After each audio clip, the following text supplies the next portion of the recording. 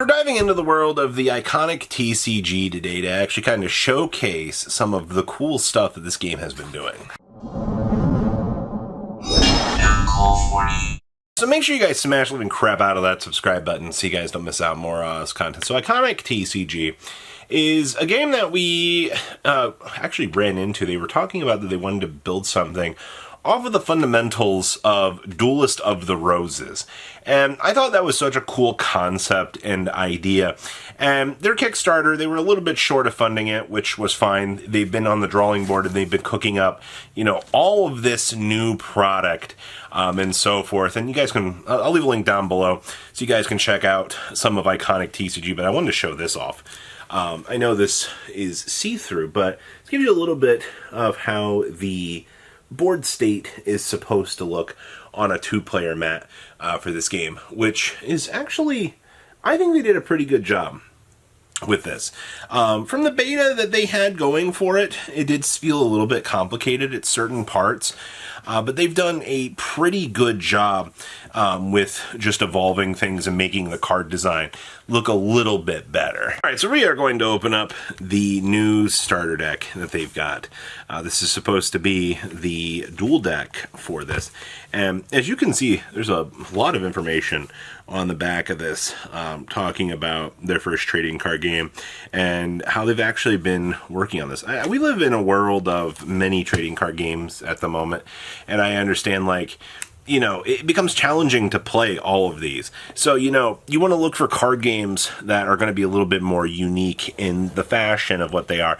And to see something, trying to be based off of, Duelist of the Roses, I thought was, it still kind of is, a very, very cool option that we could have here. So, let's dig on into how Iconic is shaping this up. So this is the Woodland conflict deck. I don't know why I was murdering that so bad, but in terms of wording, all right.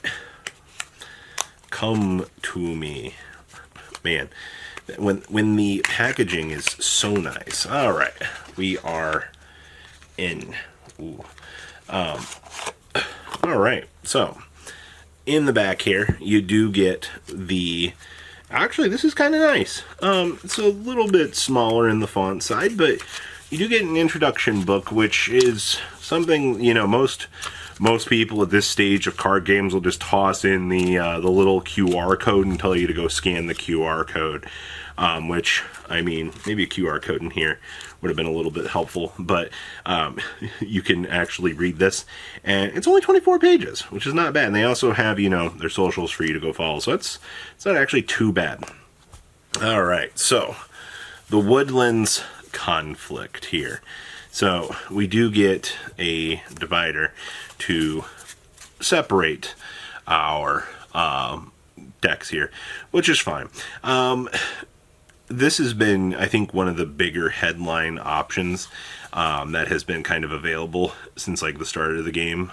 Kaya, the Goddess of Fire, she has definitely been a mainstay for the art, and they've done a good job kind of evolving up with this. So as you can see, we also have orbs here, which are going to be the fundamentals of the mana system, effectively, being able to kind of bridge on up so that you can kind of continue to build up, which is fine. And then we start to get into the extra your units here that are going to assist you here. Oh, hello, little friend. This is the Angry Vanguard. I have some of these are brand new to me. This is the Jester of Malice. We also do have the what is this? Enraged Fire Spirit. Alright, we have Witch of Flames. Ooh, what is this? This is sick. We also have Vasuki the Snake King. That is absolutely insane art, man. You did a great job at that. We also have the Stalker of Nightmares. A little witch doctory here. So this is going to be Darkness and Fire for the deck if you didn't get it. We have another Flame Spirit. Oh, this is the Blood Ritual. Okay. More of Kaya. And then, of course, we have some Honey Roast. So we have, I assume that this is a healing item. Your target Heal target. Yep, that's what I thought. Yeah, because you're playing a Duelist of the Roses style game. Now, for those of you that are probably like, hold on, whoa, what's Duelist of the Roses, Robbie? So, Duelist of the Roses was the old PlayStation game for Yu-Gi-Oh! That you saw on the mat earlier had the zones about it. And basically, it's a mapped area, and you're basically pushing your cards around the map and forcing them to engage in battle with the other things on the map, which becomes pretty interesting because it's more like a tabletop RPG simulator, but you're doing it with actual cards. So it becomes, not going to say like a Dungeons and Dragons style, experience, but it's enough that you can look at and go, oh, hey, I need to advance my forces this way, or I need to advance things this way to, kind of be able to, dodge certain aspects, or, when you become, damaged, the game kind of changes, That was one aspect of this game that I really liked was like, creatures underwater have different aspects, nighttime was another aspect of, what the cards could do. It does get very complicated in the design space of what you can do, but that just makes the game more unique for the flavor. But that's what refinement is for. That's why, you look at these games and you actually do get to see the process of it actually coming together, which is kind of nice. So we also have backstabs, the hidden snake technique. It's kind of cool. We also have the death from a... Oh my god, that's funny AF. We also have Fireball. Looks like you're just getting a lot of good, like, fire support cards along the way here. And then, of course, you actually get a look on the back of the TCG. Very, very, very, very simple, actually. I like that. And then we have our second deck here, which is going to be Freya, the Vessel of the Goddess. The fact you get two decks out of the box to kind of work with is kind of nice. But I mean, just in terms of, this is obviously an attacker strategy.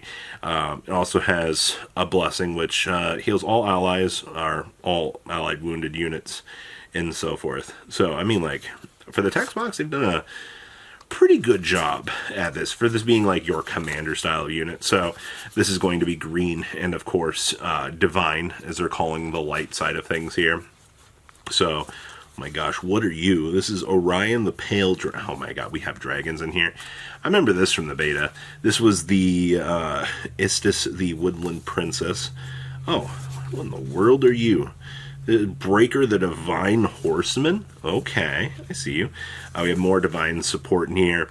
Another Dragonling. Of course, I assume green is like a mana ramping sort of style to...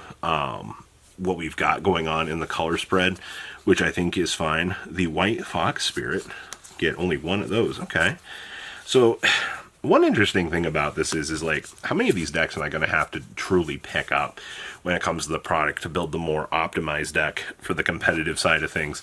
Because seeing a starter deck with one-ofs, I mean, still, once again, we're in the beta phase here, still testing the waters. This is the, what are you? Healer's Sanctuary. Oh, it's a permanent. The first time you heal one or more units during a turn draw. Oh my god, why does this heal and draw? Okay, yeah. Filter cards are usually pretty good part of the TCG experience. We also have, looks like, more generic-esque cards, which I think are pretty welcoming. This is going to be the Lightning Arrow. Huh. Love these little action card feels that we have here. And then, of course, there's that. So, I need to sit down. I need to read more of the updated rules that Iconic has been working on.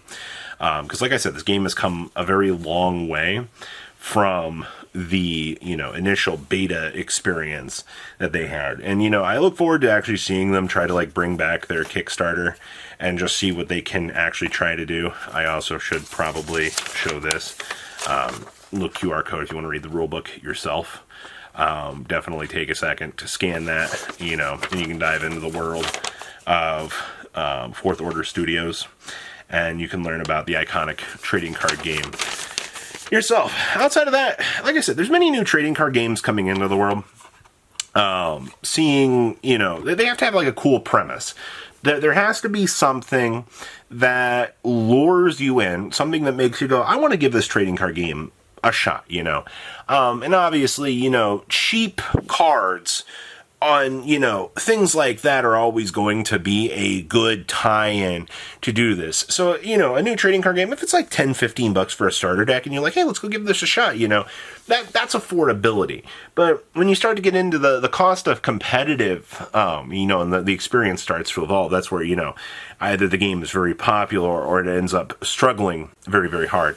And I'll see where Iconic is going to go with this. Like I said, they're a new trading card game, and I really want to see what they've got planned. So please, do check out Iconic down below. And I look forward just kind of seeing little updates that they bring with this game. Guys, have a good rest of your day. Patrons, thank you.